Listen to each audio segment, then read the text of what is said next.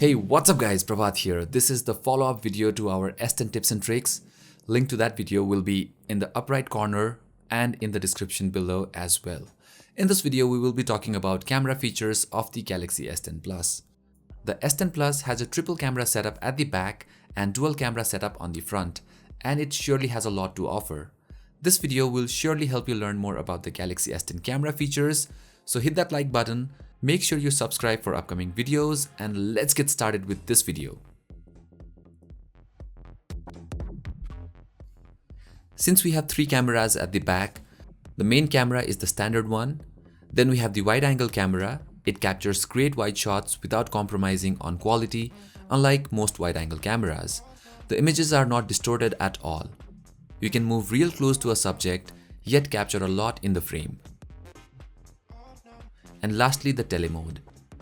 You can pinch out to zoom further, which takes advantage of the digital zoom, and the maximum zoom also does a decent job, as you can see here.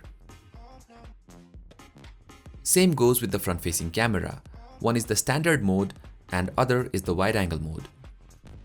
So whenever you are taking a group selfie, the secondary camera will surely help. On the right-hand side, you see this icon. This is called the Scene Optimizer. Basically, the AI detects what you're shooting and tries to enhance the colors according to the subject for better pictures. Up top, you have the option for AR emoji. You can try out different stickers and also create your own emoji and customize its looks, clothes, accessories, etc. Fun stuff. Alright, so let's move on to settings. Here we have shot suggestion. It helps you angle or align the camera according to your subject for better pictures. Then you have flaw detection, which notifies you when the images you take are blurry or if someone might have blinked their eyes while taking pictures. This way, you can retake the image when you get notified and you don't have to regret later. Then you have motion photos. This is like a short clip of what happens before each picture. So if you want to relive the moment of the shot, you can just tap and hold on to it. You can also program your shutter button to create a GIF or take burst shots.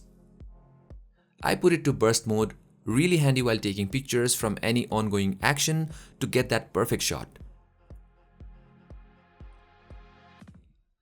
Then you have save options. This is very important. You can choose the file format of your photos and videos. First, let's talk photos. Enabling HEIF pictures saves space on your device without losing picture quality, but other phones or picture sharing sites might not support this file yet, as it's a new format. Enabling raw copies will save the picture taken in the Pro mode as raw images, which gives you advantage in post-processing, so you can play with the colors to get the desired look. Then you have pictures as preview. This is something you must turn on. What happens is when you take a selfie, it gets flipped. But enabling this will save the selfies as they appear on the preview screen. And lastly, we have the ultra-wide lens correction. This is self-explanatory. It corrects the distortion in pictures taken from the wide-angle camera. So make sure you turn this on. Now coming to video options, you can change the resolution of the front and rear cameras. The rear camera supports 4K at 60 frames per second, which is great, and the front facing supports 4K at 30 frames.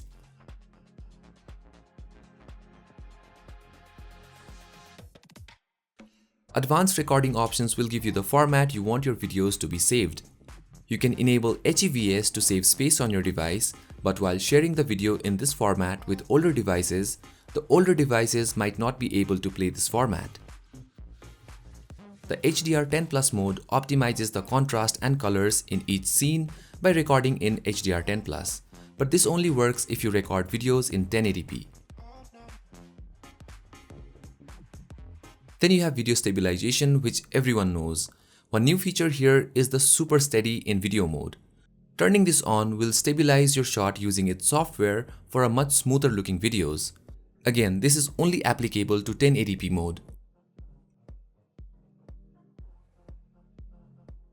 Enabling the selfie shape correction will automatically correct the shape of your face, and this will make your pictures more symmetrical and visually pleasing. Now moving on to camera modes and shooting methods. Everything is pretty much self-explanatory with the shooting mode. Hyperlapse, slow motion, panorama, super slow-mo, we have seen this all. Now with the live focus mode, you get more options to take better portraits. You can choose and adjust the bokeh according to your subject. First is the standard bokeh mode. Then we have spin, zoom, and lastly with vignette. The slider menu helps you adjust the blurriness level. And same goes for selfie mode as well.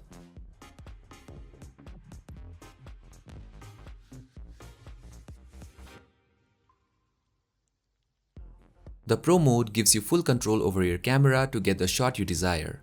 You can play around with the aperture, ISO, auto or manual focus, white balance, etc. Great for professionals.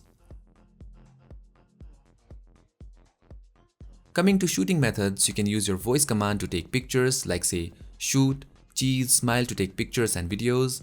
This is handy as sometimes trying to press the shutter button makes the selfie shaky. Another is floating shutter button, which you can place anywhere on the screen according to your reachability. And then you have show palm to take a picture. Again, pretty much self-explanatory. Cool stuff. Lastly, we have the food mode. Basically, this enhances your food colors and optimizes the camera for food pics. Well, that was the list, guys. I hope you found this useful. If you think I have missed something, do let me know in the comment section below. Stay tuned for more upcoming contents and I will catch you guys in the next one.